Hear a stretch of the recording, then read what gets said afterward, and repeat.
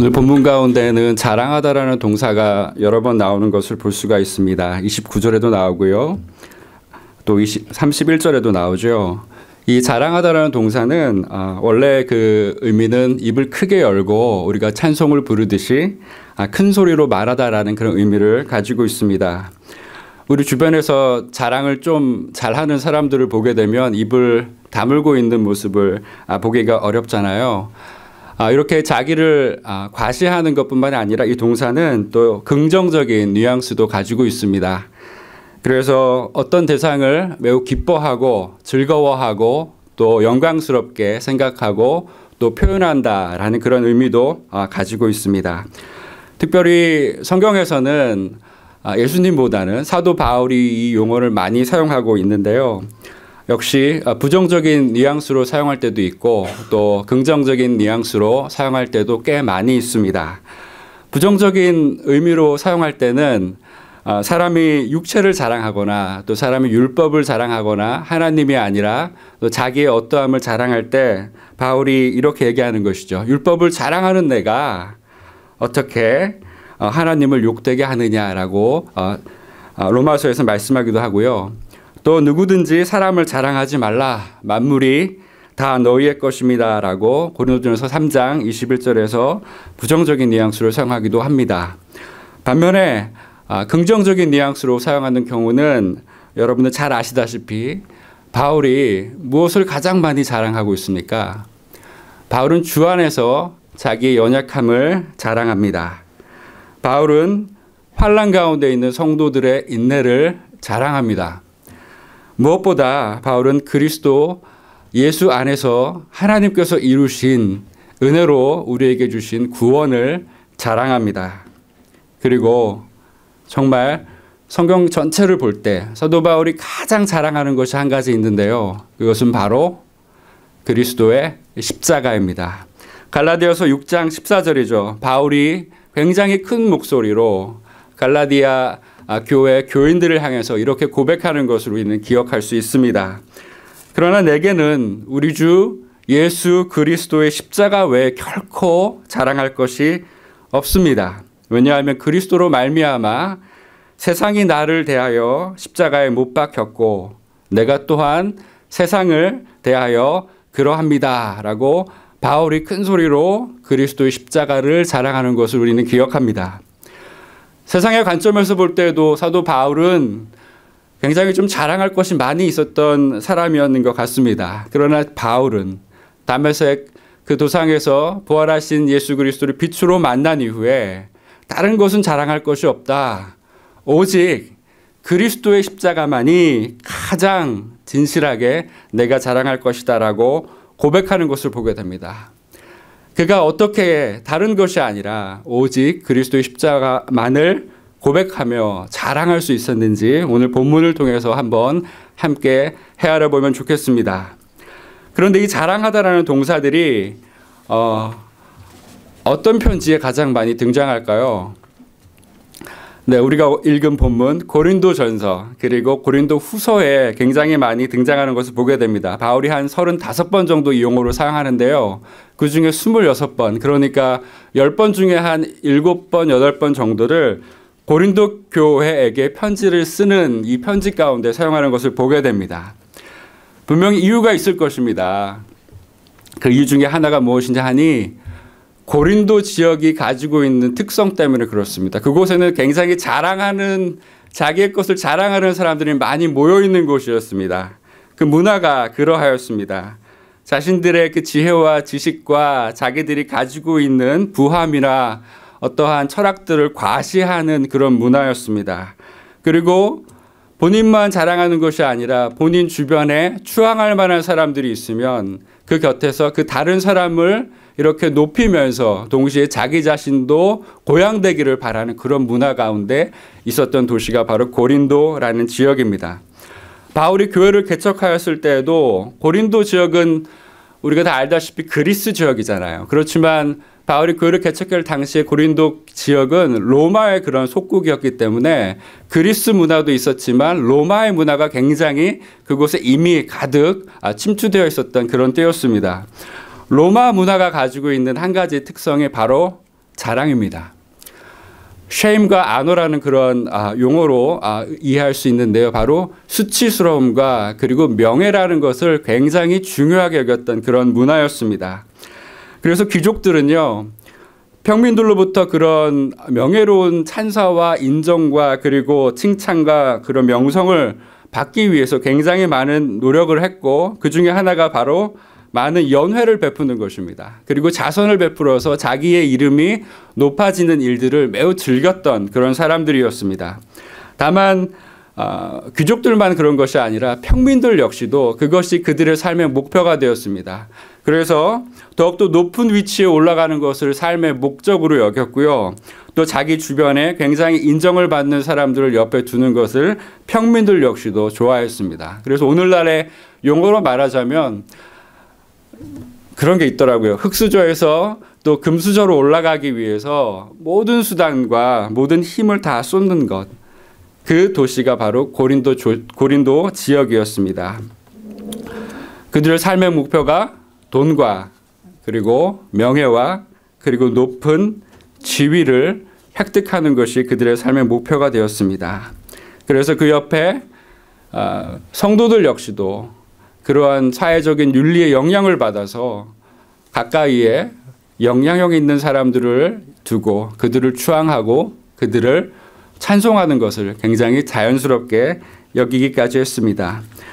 문제는 이러한 사회적 윤리가 교회 안으로까지 침투해 들어온 것입니다. 그 결과 고린도 교회 가운데에는 분쟁이 일어났습니다. 그리고 그리스도의 십자가를 헛되이 여기는 일들이 굉장히 많이 발생하게 되었습니다. 어떤 일이 일어났습니까? 나는 바울파야, 나는 아볼로파야, 나는 게바파야, 나는 그리스도파야 하면서 성도들이 지도자들을 추앙하면서 궁극적으로 자기들의 이름을 높이기를 바라는 욕망을 드러낸 것입니다. 그래서 돈과 지식과 모든 네트워크를 다 동원해서 서로 간에 싸우고 힘겨루기를 하는 일들이 교회 안에서 일어난 것입니다. 교회에 사소한 문제가 발생했습니다. 그래서 진리의 말씀으로 충분히 해결할 수 있음에도 불구하고 그들은 정치적이고 경제적인 유익을 생각합니다. 혹여라도 유력한 사람들이나 힘 있는 사람들이나 문벌 좋은 사람들이나 또 세력이 있는 사람들이 어떤 문제를 일으키면 대충 넘어가려고 하는 것입니다. 하나님의 거룩한 진리의 말씀으로 단호하게 치리하고 또 그 틀어진 것을 바로잡으려 하기보다는 이익을 생각하는 것이죠. 자기들의 명예를 생각하는 것이죠. 자기들이 떠받고 있는 사람들의 그런 명성을 더 귀하게 여긴 것입니다. 그러다 보니 교회의 거룩함이 점점 사라지는 것입니다. 그래서 우리가 고린도전서를 보게 되면 굉장히 많은 문제가 일어나지 않습니까? 재판의 문제도 일어나고 간음의 문제도 일어나고 우상 숭배의 문제도 일어나고 성만찬에 있어서 부유한 사람들과 가난한 사람들의 문제도 일어나고 또 부활에 대한 그런 문제도 일어나는 것들을 우리는 많이 보게 되는 것입니다. 이런 맥락 속에서 오늘 사도 바울은 고린도 교회 성도들에게 이렇게 권고하고 있습니다. 그리고 동시에 우리에게도 권면을 하고 있다라고 생각을 합니다. 그런데 바울은요, 말씀을 보게 되면 너희들 그렇게 살지 마. 너희들 잘못하고 있잖아. 왜 그렇게 살고 있니라고 냉랭하게 판단하지 않습니다.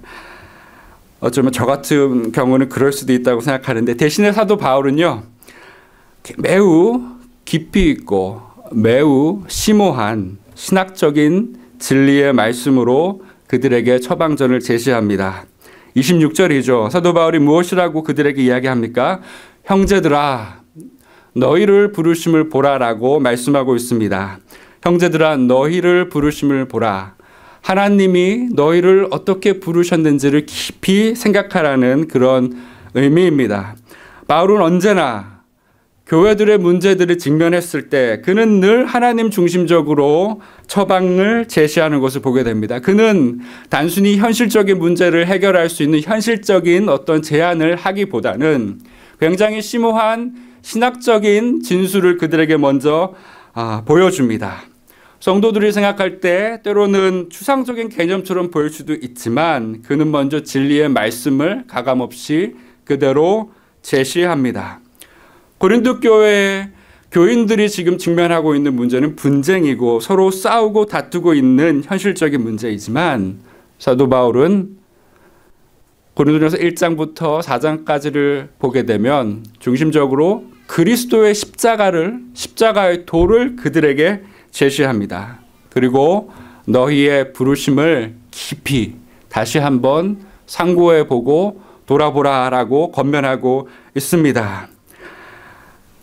바울은요, 왜 이렇게 현실적인 대안보다는 신학적인 진술을 가지고서 그들에게 다가가는 것일까요? 그는 믿었습니다. 가장 심오한 하나님의 신학이 가장 현세적이고 가장 일상적인 문제들을 해결할 수 있고 그곳에 적용할 수 있다라는 확신이 있었기 때문입니다. 그래서 그들에게 이렇게 말하는 것이죠. 사랑하는 형제들이여, 이러이러한 현실적인 문제가 있을 때 그 해답은 신학적인 것입니다.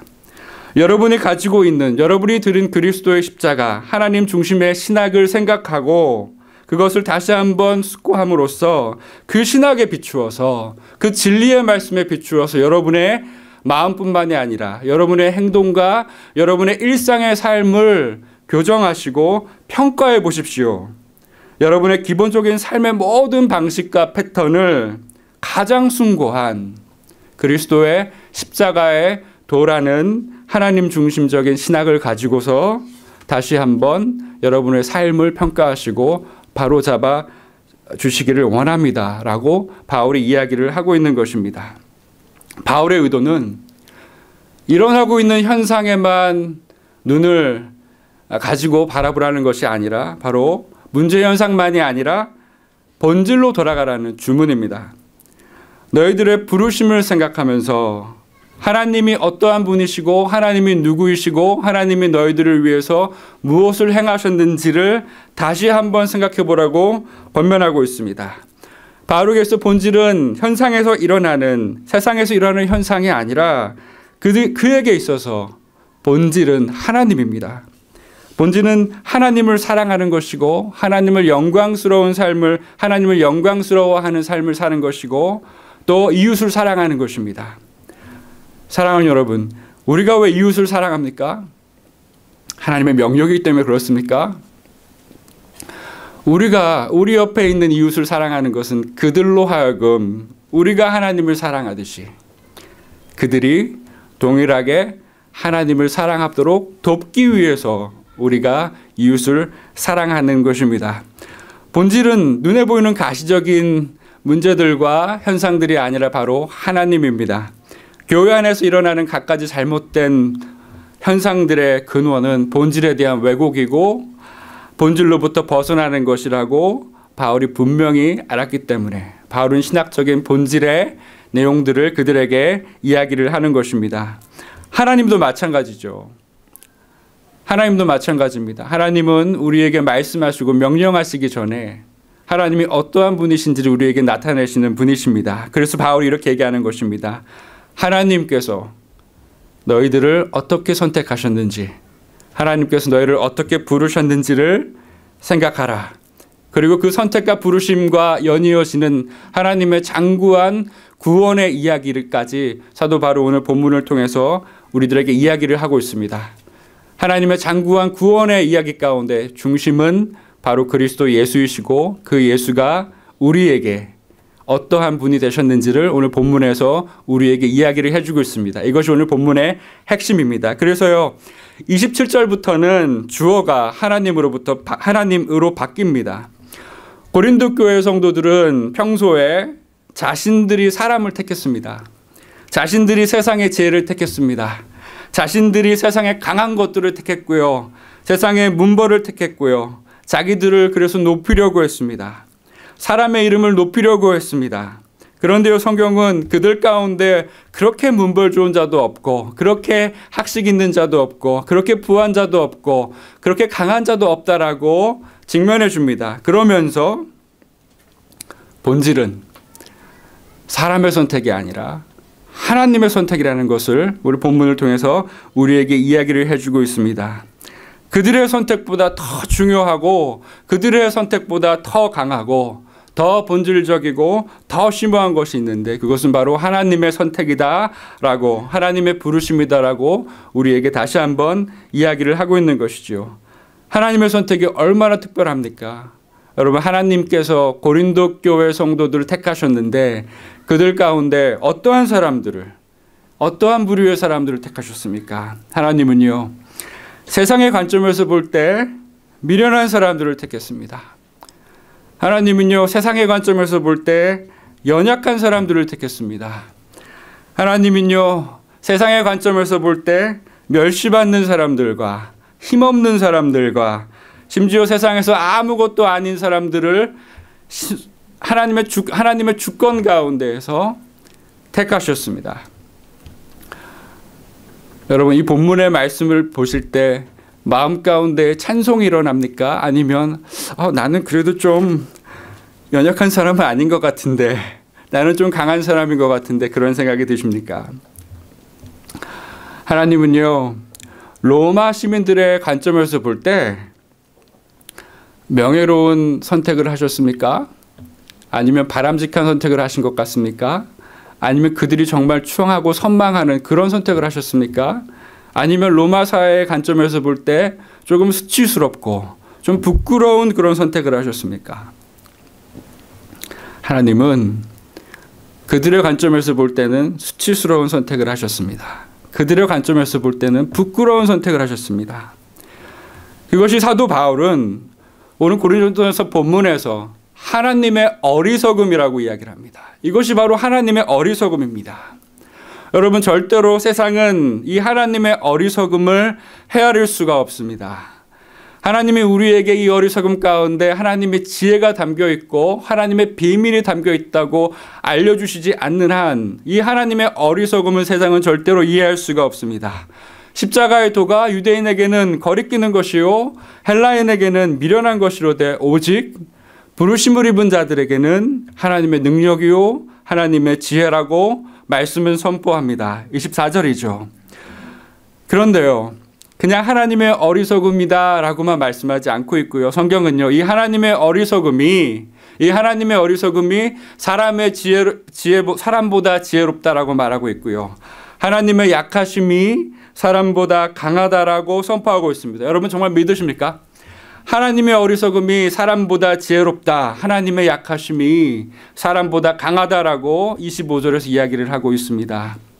그래서요, 바울은 오늘 어떻게 그것이 강한지, 어떻게 그것이 더 지혜로운지를 우리가 읽은 본문 가운데서 이야기를 하고 있는데요. 이렇게 이야기합니다.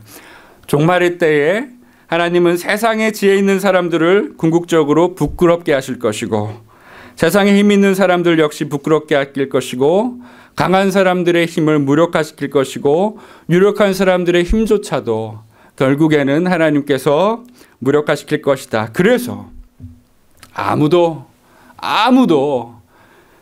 하나님 앞에서 자랑하지 못하게 할 것이다라고 바울이 그 의미를 설명해 주고 있습니다. 사랑하는 여러분, 저는 바울의 이 고백 가운데 로마서 11장 36절에 나타나 있는 그런 고백이 떠올랐습니다. 저는 믿습니다. 그 누구도 하나님 앞에서 어느 육체도 하나님 앞에서 자랑하지 못한다라는 이 바울의 고백 가운데 만물이 주로 말미암고 주에게서 나오고 주에게로 돌아감이라 세세의 영광이 그에게 있을지어다라는 바울의 그 찬송과 찬양의 모습을 보게 됩니다.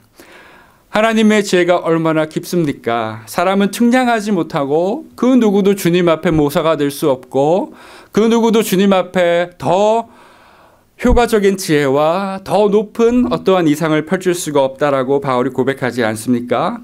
그래서 이 하나님의 선택적인 이 주권적인 선택 앞에서 그 누구도 자기의 이름을 감히 나타낼 수 없다라고 바울이 우리에게 이야기를 해주고 있는 것입니다. 여러분, 그런데요, 하나님이 왜 이렇게 약한 사람들을 택하시고 왜 이렇게 문벌도 좋지 않은 사람들을 택하시고 하나님이 왜 이렇게 세상에 없는 것처럼 보이는 평범한 사람들을 택하셨습니까? 성경은 왜 그렇다고 말씀하고 있습니까? 그렇습니다. 하나님이 그러한 사람들을, 아니 우리를, 저를, 여러분을 사랑하시기 때문에 택하셨다라고 성경은 말씀하고 있습니다. 하나님의 사랑 때문에 그렇습니다. 왜요? 하나님이 여러분과 저를 기뻐하셨기 때문이라고 성경은 말씀하고 있습니다. 우리에겐 아무 이유가 없습니다. 하나님께서 창세전부터 여러분과 저를 사랑하시고 기뻐하셨기 때문에 우리들을 주권적으로 택하셨다라고 성경은 이야기를 하고 있습니다. 헤아릴 수가 없는 하나님의 비밀입니다. 제기가 아니라 그렇잖아요. 여호와께서 이스라엘 백성들을 택하셨을 때 신명기에서 이렇게 말씀하시지 않습니까? 내가 너희를 택함은 너희들이 강하기 때문에, 너희들이 다른 민족들보다 수요가 많기 때문이 아니라 오히려 너희는 가장 다른 민족들 중에서 적은 민족이다. 가장 힘이 없는 민족이다. 그리고 너를 사랑하기 때문에 너희를 내가 바로의 집에서 속량했다라고 신명기에서 이야기를 하고 있습니다. 우리를 택하시고 우리를 부르신 이유는 주님이 창세전부터 영원전부터 영원까지 여러분과 저를 아무런 우리의 어떠함을 보시고가 아니라 그분이 주권적으로 택하셨기 때문에, 사랑하셨기 때문에 우리를 택하셨다라고 이야기를 하고 있습니다. 흠모할 것이 아무것도 없습니다. 저는 점점 신앙의 연수가 더해갈수록 제 자신이 굉장히 약해지는 것을 경험합니다. 처음엔 이게 싫었습니다. 옛날엔 좀 문벌도 있는 것 같았고 가진 것도 많은 것 같았는데 지금은 아닌 거예요. 점점 약해지고 점점 주님을 더 바라보고 의지할 수 있게 되는 게 처음엔 싫었는데 지금은 너무나 감사하고 너무나 하나님을 더 찬양하게 되는 거예요. 저도 잘 모르겠습니다. 오늘 함께 찬양 같이 불렀을 때, 찬송가를 불렀을 때 대속해 주신 은혜를 날마다 기억하고 알겠네라고 하는 그 찬양을 불렀을 때 감사하더라고요. 역시 가스펠보다 찬송이 훨씬 더 좋은 것 같습니다. 사랑하는 여러분, 이러한 본질, 돈과 명예와 부함이 사람의 선택의 기준이지만 하나님께서는 오늘 본문 말씀을 통해서 30절을 보게 되면 의로움과 거룩함과 구원함이 하나님의 지혜이신 예수 그리스도, 그리고 그 예수 그리스도께서 우리에게 대신 의로움과 그리고 거룩함과 그리고 구원함이 바로 우리가 우리 자신을 바라보고 또 우리가 세상을 바라볼 때 우리가 가져야 할 새로운 가치관이고 새로운 선택의 기준이라는 것을 우리에게 알려주고 또한 있습니다. 하나님이 우리를 어떻게 부르셨습니까? 그리스도를 보내셔서 그의 죽으심으로 말미암아 그분이 이루신 의로움과 거룩함과 그분의 구원하심을 우리에게 주셨습니다. 그래서 우리는 이미 그리스도 예수 안에서 그분과 더불어 교제하는 삶을 살게 되었고 우리의 존재가 우리 스스로 만든 것이 아니라 하나님으로부터 났고 하나님으로부터 말미암았다는 그 사실을 우리 고린도 교회 성도들에게 그리고 우리들에게 다시 한번 상기시키고 있는 것입니다. 부와 명성과 세상의 기준이 중요한 것이 아니라 의로움과 거룩함과 그리고 구원함이 더 중요하고 더 심오하고 더 강하고 더 부유하다는 것을 고린도 교회 성도들에게 이야기를 하고 있는 것입니다. 여러분 정말 믿으십니까? 세상의 부보다, 세상의 강함보다, 세상의 강한 세력보다, 높은 지위보다 더 강하고 더 힘있고 더 능력이 있고 더 심오하고 더 지혜로운 것이 바로 의로움과 거룩함과 구원하심이라는 것을 여러분 기억했으면 좋겠습니다. 이러한 본질에 대한 고백과 본질에 대한 돌아감을, 본질에 대한 회상을 다시 기억하는 사람들이 나타내는 하나의 모습이 무엇입니까? 바로 31절인데요. 그것은 주 안에서 주님을 자랑하는 것입니다. 바울이 그래서 오늘 2장 2절에서 이렇게 고백합니다. 내가 너희 중에서 예수 그리스도와 그가 십자가에 못 박힌 것 외에는 아무것도 알지 아니하기로 작정하였습니다. 사랑하는 여러분, 주 안에서 자랑한다는 것은 그리스도의 십자가를 자랑하는 것입니다. 그리스도의 십자가 외에 아무것도 알지 아니하기로 작정해 보시는 건 어떻습니까? 올 한 해 2020년 정말 여러분들이 자랑하는 것은 다른 것이 아니라 정말 그리스도 예수와 그리스도의 십자가만을 자랑하시는, 그래서 주 안에서 오직 하나님만을 영화롭게 하는 그런 모든 성도분들이 되시기를 주님의 이름으로 축원합니다. 기도하겠습니다.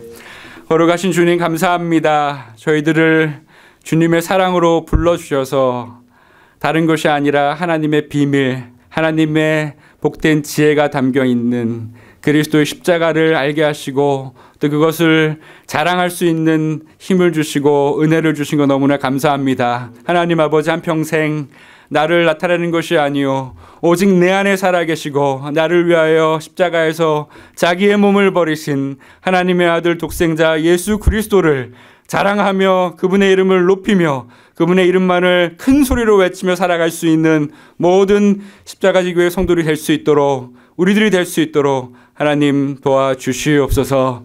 감사드리옵고 살아계신 예수님의 이름으로 기도드립니다. 아멘.